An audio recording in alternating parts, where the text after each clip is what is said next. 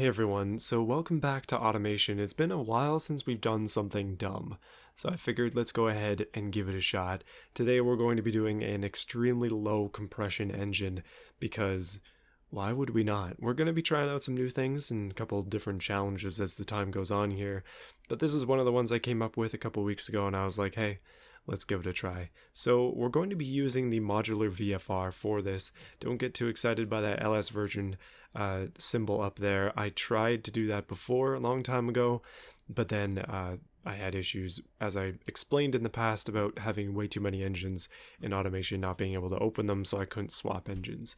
But anyway, it's fixed now, kind of. The new automation doesn't do that, at least on this new computer.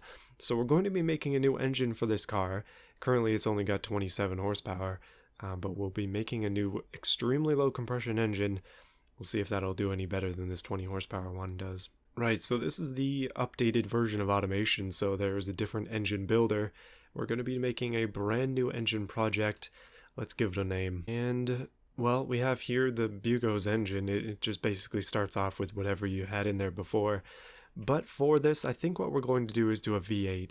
Why? No idea. I just figured it would kind of be fun. The actual specs of this don't really matter. We're not going for realism in the slightest. I was thinking as well we might need some very large displacement, like we're talking 8.1 liters here, and this is a very large bored engine.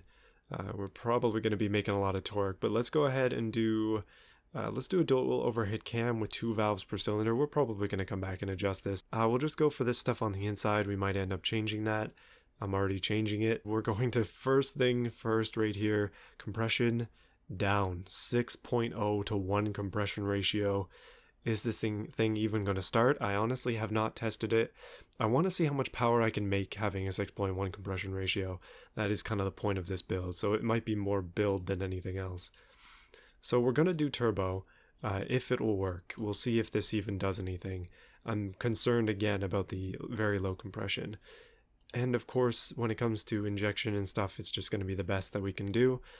And if you look at that, we've got a side-mounted turbo, because it's assuming it's transverse mounted. Yep, looks like it's going to stick as a transverse mounted V8, but we have a lot of room to even go all-wheel drive here, so we could make it even bigger than it currently is. But that is a large lad. So once we slap on some exhaust, we should be able to see if it actually works or not. We'll make this exhaust bigger preemptively because I know it's going to need to be. We'll take away these mufflers and things. 862 horsepower. Oh goodness, this is a lot more than I anticipated. Downforce is too high, wheel spin, lots of issues going on. That is a lot of power. That is a really low line as well. Goodness. That is not a lot of power at low RPMs. It really only builds down towards the end, so let's try and adjust this. It's a very interesting curve. Now, I know from experience, an engine of this size, this V8 in particular, with good quality components, I'm not going to raise the quality sliders or anything, we'll just leave it as is, but with high quality components, you can get almost 3,000 horsepower with this, and when you raise the quality sliders, you can get up over 3,500, so we're not going to be making that much power. Obviously, our compression is just going to stay locked to 6.0 to 1, but we can try some other things to try and make that a bit better. Now, people have pointed out in the past that I just don't know how to use this, and they would be quite correct about that. Apparently, it's not even going to go higher than 59 because the VVL profile needs to be above it, but we need to have them sort of opposite in the spectrum. So we have more power down low, but we still have that good power up top at 902. First thing we can do though, before we mess with anything too much, is raise the RPM limit. Obviously it's not enough. 1077 horsepower. Nice. And just ignore the warnings for now, we'll get to that. Downforce and such, we'll come up with an answer for that in a second.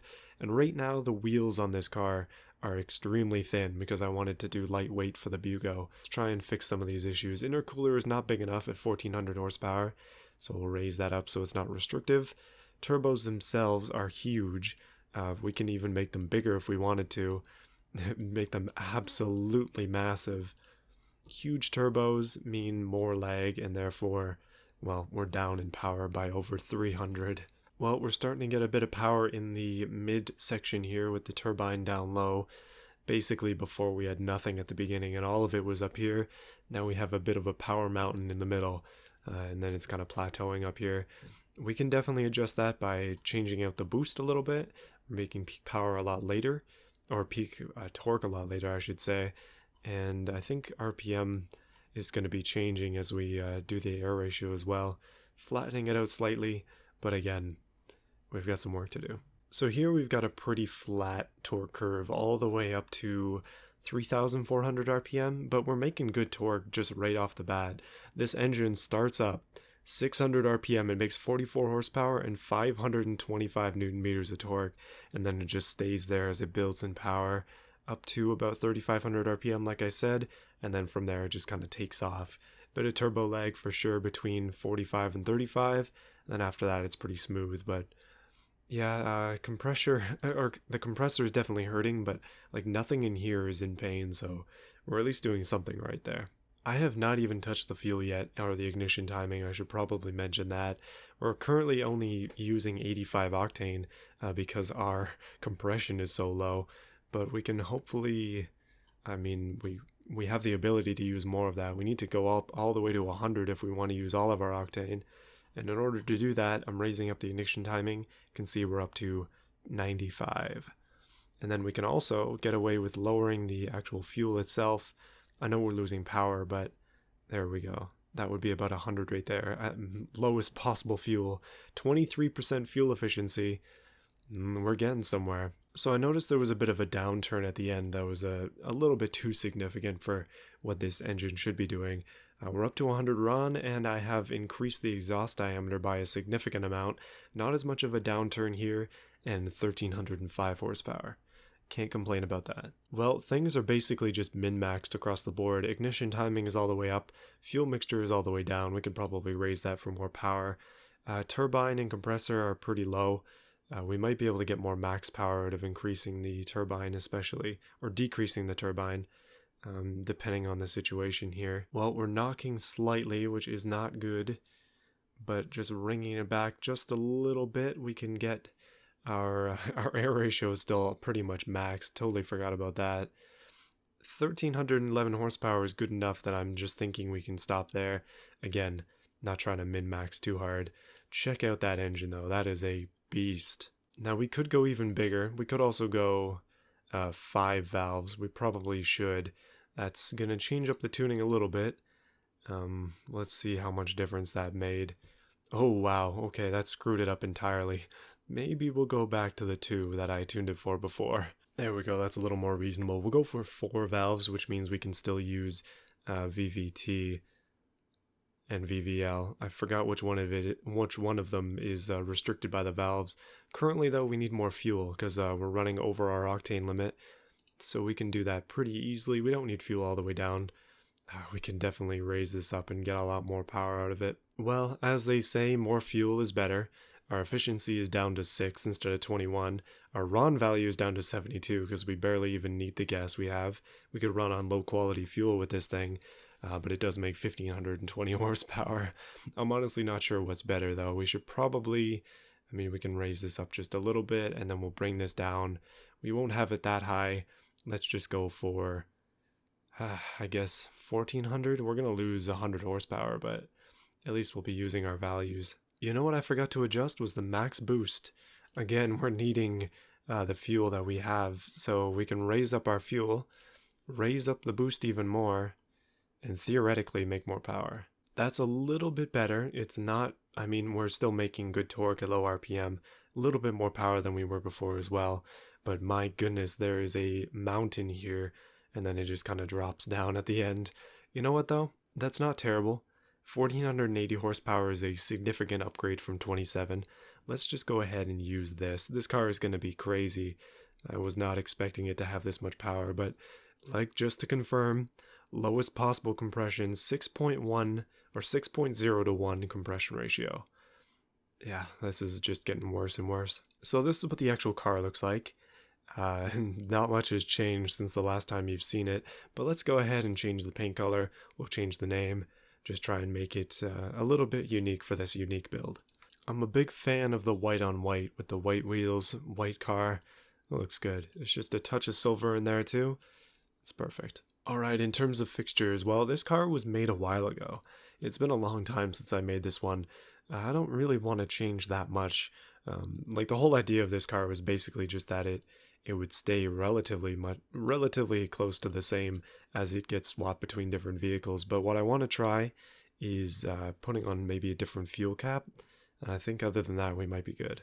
Well, I decided what was wrong with the fuel cap is just it was looking a little small, so fix that. I can see that the engine is poking through currently.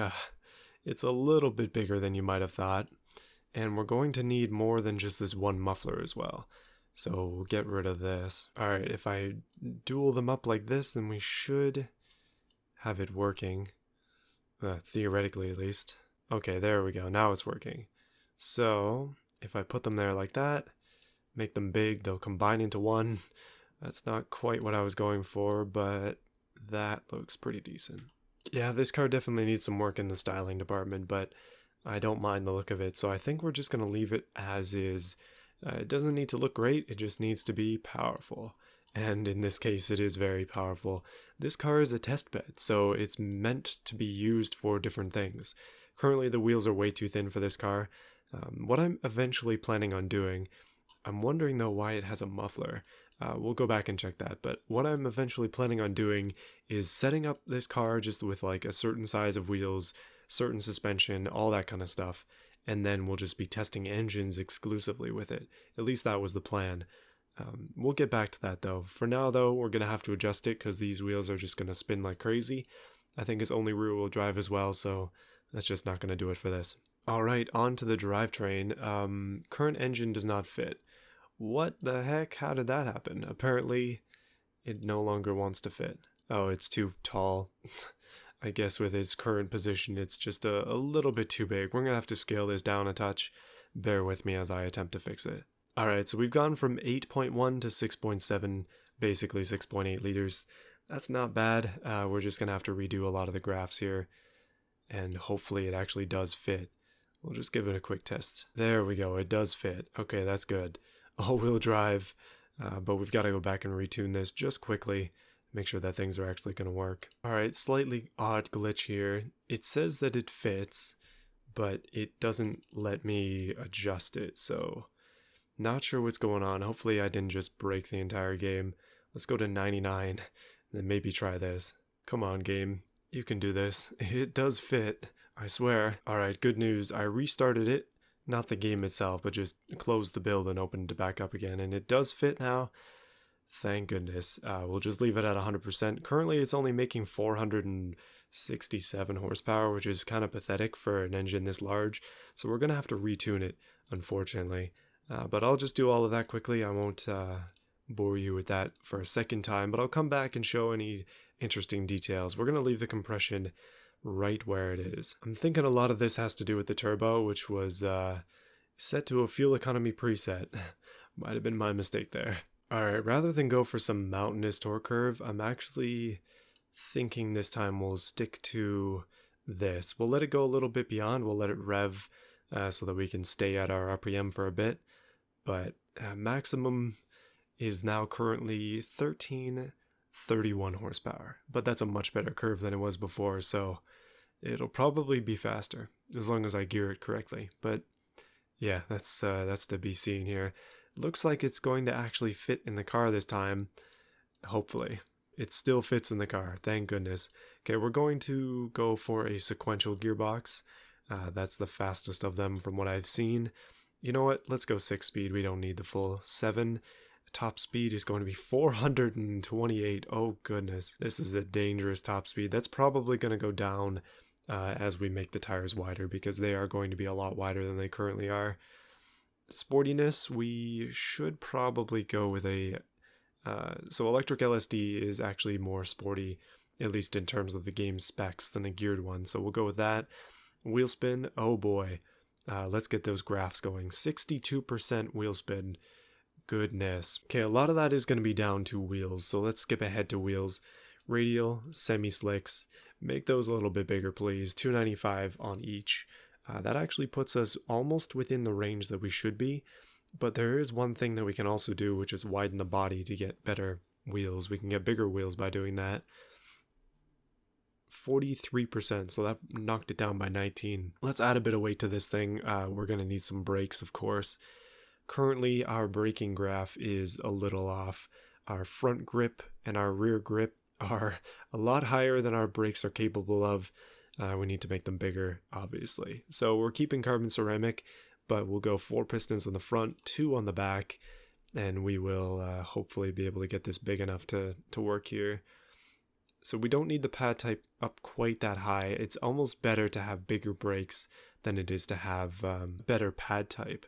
Now you can see I've got the back brakes way bigger than the front. I've made this mistake before. Just increase the front bias if that happens. You're not going to need back brakes that big. So we've got some strong brakes. Well, the back brakes are not quite as strong at maximum speed, but that's okay. The fronts are very strong though, so we should be fine at pretty much any situation. I am going to give it ABS, so... Oh, I just realized the brakes are on max quality. Well, I guess that's why. We should have some easy ways to stop though. Now, it was complaining that we're maxing out on downforce at top speed. Looks like things just kind of break over around 200 k's an hour. So we'll try and fix that. We have 100% downforce right now, so that's probably why. We'll lower that down, potentially fixing the car. Yeah, our suspension is bottoming out at least. That's something that's going to be hard to fix. But we do have brake airflow, wing angle, all that kind of stuff. Interior, we're pretty much set. No entertainment, nothing like that. And we'll keep the driver aids on. But let's turn up the safety. I know that this is currently just at negative here, but let's try and be at least slightly realistic with a very non-realistic build. The weight is actually going to help us because this thing is light. I'll tell you that right now. It's only 1300. Actually, that's quite heavy. So our top speed actually went up. It went up from 428 to 454. So I raised it up to 456.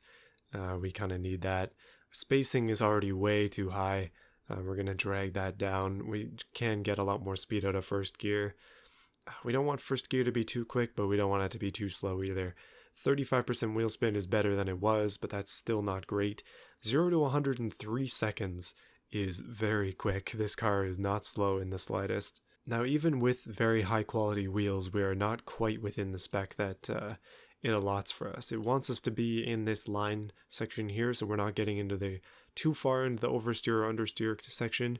Understeer is particularly bad. Oversteer is not the worst thing ever, but we really should avoid it. If we bring this front wheel size down, it'll just line us up in there nicely. But that's going to increase our wheel spin. And it's also going to make the car look a little awkward with slightly smaller front wheels. It is all-wheel drive, but one thing that we haven't messed with is the front and rear power distribution. If we put more of this to the back with bigger back wheels, we should be okay, at least for now. Look at how much difference this makes in terms of weight. Like, it's 120 kilos, 25.6% wheel spin, 17. That's how much difference just that much weight makes. Well, I think I'm ready to test out the low compression engine. Let's just verify that it's still just like we left it. 6.0 to 1 compression ratio, 1331 horsepower. Yikes, this is a bit of a weird one. Let's give it a try in Beam though. Alright, so I managed to load up Italy. My new computer does a lot better at loading up these Beam maps, but even on an SSD, Italy takes a while. At least Beam is updated to show actually what's going on with it, which is cool. It's also cool to see some new Beam updates happening as well. But here is what this modular VFR looks like with its new engine treatment. Keep in mind this engine has extremely low compression. We should probably try one with extremely high compression and see if it really makes any difference. I don't think it actually does though. Like, as a gimmick, this almost doesn't work because low and high compression don't really make much of a difference in terms of its power. Like, it still has 1300 horsepower regardless of the compression. But anyway, here's how it turned out. Very white, but also very nice. I like the way it looks. And we are on a map that is really not suited for it. This car is long, and these Italy streets are very, very narrow. But I have a lot of practice driving, so I'm going to try and muster some confidence. Let's see if I can't just get around some of these, even with a sequential gearbox. I haven't got the wheel going yet, but I will soon. Hopefully, just after Christmas, I'll have it up and running. For January, for sure.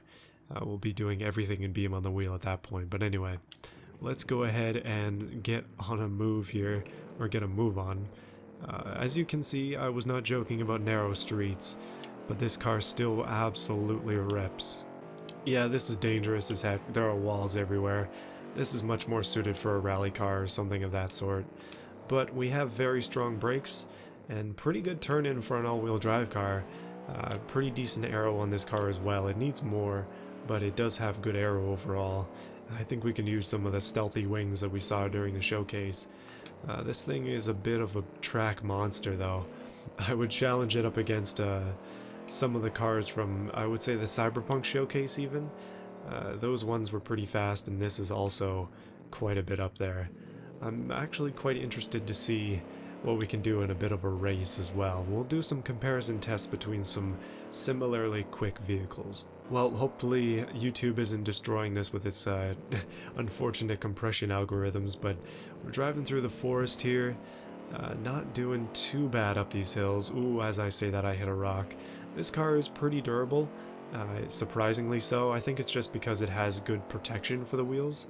I'll show you what I mean. So on the overhang here, the rocks are going to hit this front part more than they're going to hit the wheels. Same thing on the back, there's a pretty significant back overhang, and that protects them, but sometimes you just can't do everything. Oh, we're getting some good views here. Let's go back, shoot off in reverse. Right through a sign, thankfully that does not have collision. Let's go down here and see what there is to explore. Maybe we can make our way to the large open space that is the airfield. Might be some interesting drag racing going on there. Oh boy, this is really unnerving. Thankfully we made it off the country roads into something just a touch wider. Let's see if we can get onto the highway. I think this map has a highway. Not sure though, but this car is a rocket. Oh, cruising. Okay, maybe not cruising anymore. Well, there goes our nice arrow. It actually looks pretty good sleek as well. I'm interested to try a fast circuit in this car.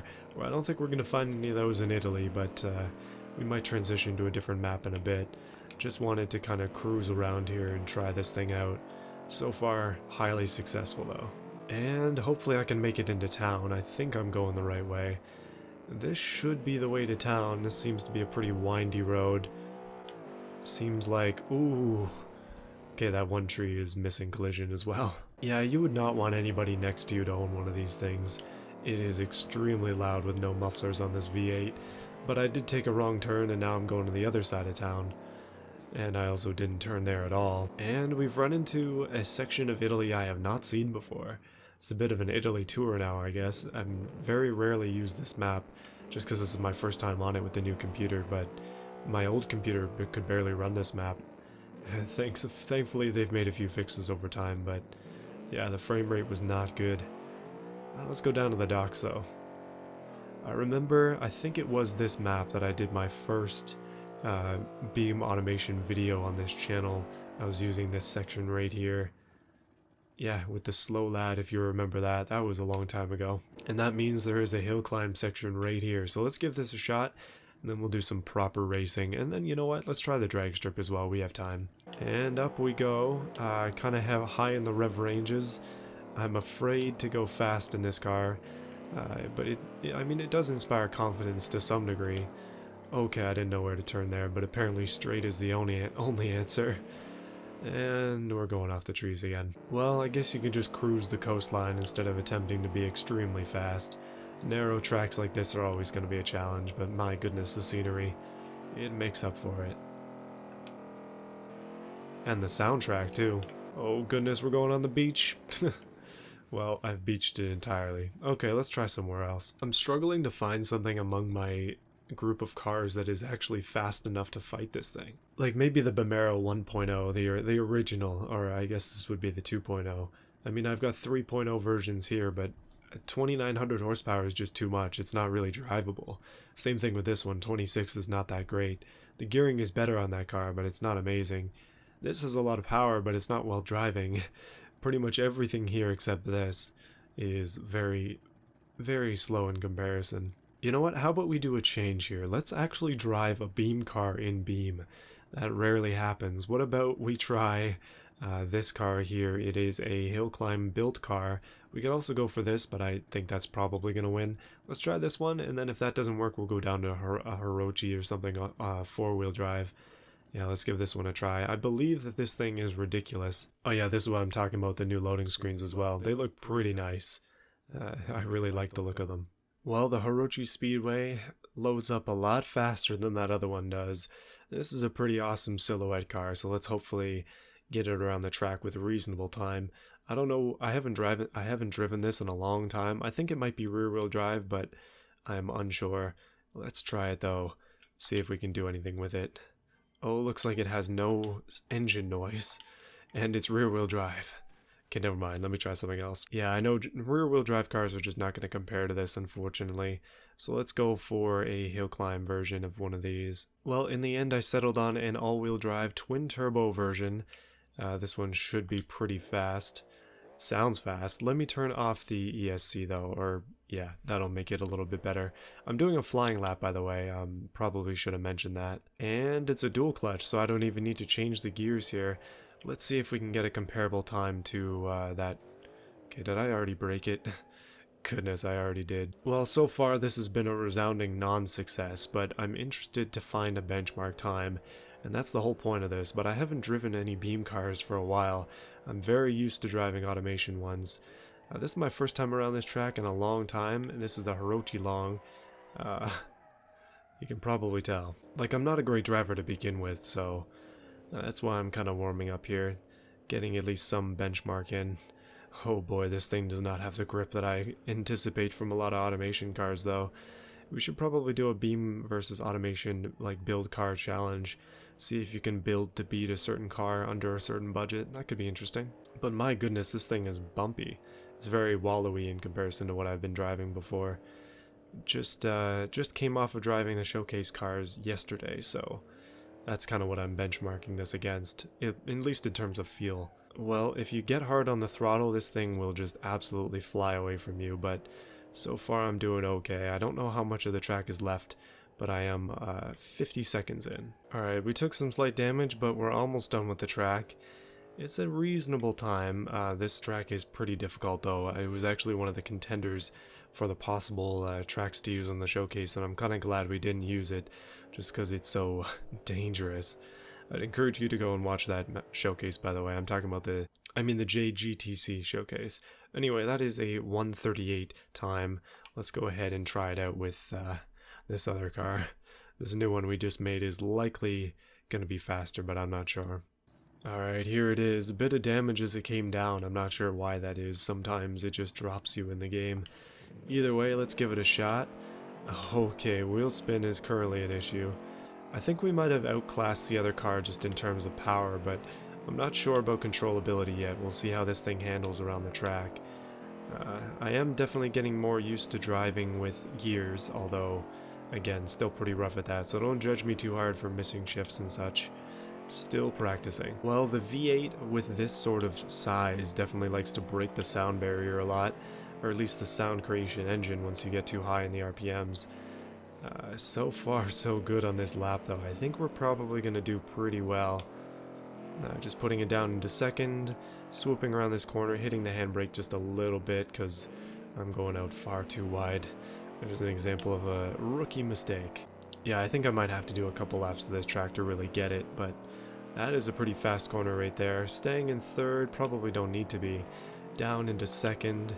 And we're on the big fast straight section here, but there is a huge braking area at the end of it, so we gotta slow down properly, get down into probably second gear, and try to avoid the sand. Definitely, yeah, we're gonna not have to go down to first, we'll just stay in second. And we're pushing a cone along with us, so this cone is coming along all the way to the end. Okay, never mind, unless I lose it here. Okay, we crashed and we are stuck in the sand. That's unfortunate. Oh yeah, this lap is going a lot better, a lot quicker, a lot more dangerous, and still I am flying. I'm really looking forward to being able to actually like bang gears with a shifter. It's gonna be a lot of fun. Oh, I mean this is a sequential, so you don't actually have to use the clutch, but I guess it'd be paddle shifters would make a lot more sense.